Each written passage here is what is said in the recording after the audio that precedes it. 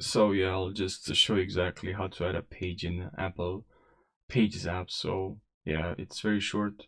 I won't waste you any seconds. So this is page one. I can click on insert here and select page number.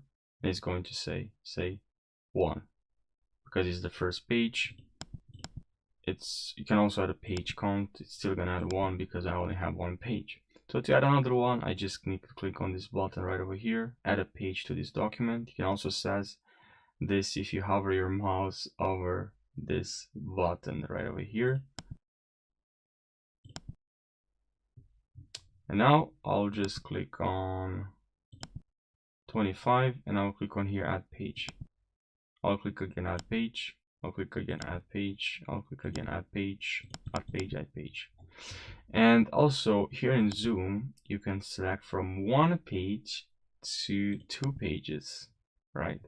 And this can be helpful in different situations. Let's say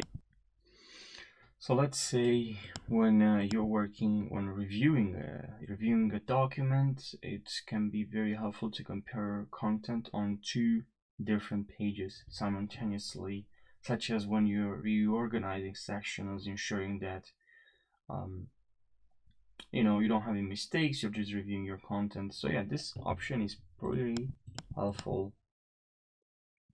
Here you just have like page thumbnails. You can change from document only to page thumbnails.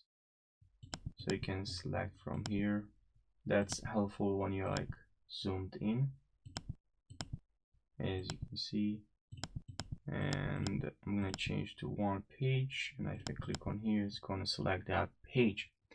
So yeah, I hope you found this helpful, and thanks for watching.